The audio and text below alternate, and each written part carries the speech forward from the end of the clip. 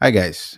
In this video, I'm going to walk you through a hypothetical situation where I am made the CEO of a direct-to-consumer brand that is specializing in cosmetics. Now, the reason I'm doing this is because I work with a ton of founders who are running their own brands and online shops, and without a strategic mind map, things get overwhelming and they make their operations prone to mistakes which could easily be avoidable, right? So, to begin with, I'm going to start with asking the question why I am made the CEO. Why am I doing this? Why am I put on this leadership role? And to understand that, I'm going to first talk to the board to understand what are their goals. Are their goals to make it into a hyper growth engine, make this brand into a hyper growth engine? Or is it that they want sustained growth and profitability through this brand? Now, the first option is if it is hyper growth, what I'm going to do first is that I'm going to look up the balance sheet and I'm going to see if the company actually does the company have the funds to fund that kind of a hyper growth approach. If they do, then yes, I'm gonna go into a detail in a separate video. If they don't have the funds, what would I do? I would talk to the existing investors. I would talk to the potential investors and get a feel for their sentiment about this brand. Are they investing more? If they are, how much are they investing? When would they be investing? And so on, right?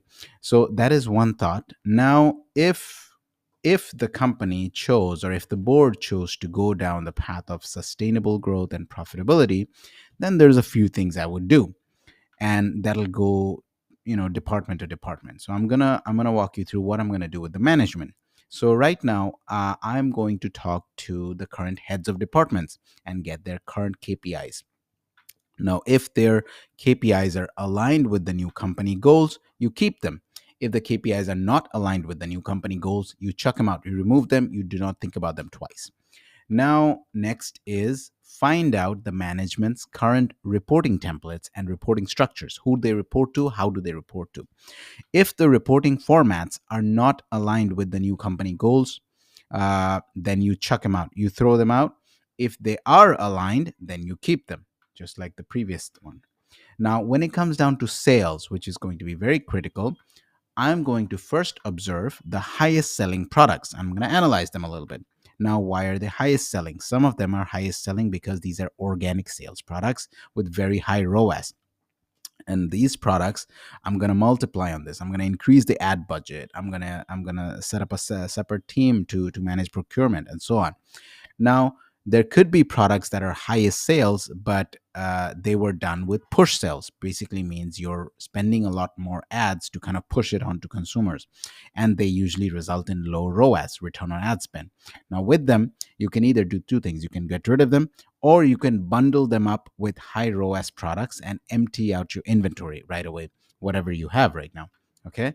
Now, what do I do with low selling products? You discontinue the products because e-commerce means focus, focus, focus, and you want to focus on really good products that the customers want. And the second thing you can do is that they're probably low selling because you never ran ads with them. You never understood, you never gauged any customer demand or consumer demand with them. So you could, allocate 5% of your ad budget and see if you get any traction with these low selling products.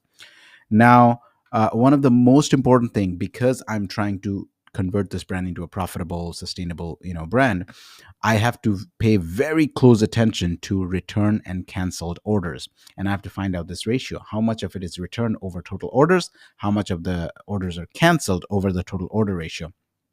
And I have to pay very close attention to the reasons why they are returned, because this will determine your company's current flaws. Whether it could be a bad product because of bad production or bad vendor, it could be the wrong product delivered to the customer, which basically means you have a fulfillment problem or you have an operational problem, or maybe because it's cash on delivery, you did not do proper order verification before approving the orders. Right? There could be a ton of things, but you need to know the reasons.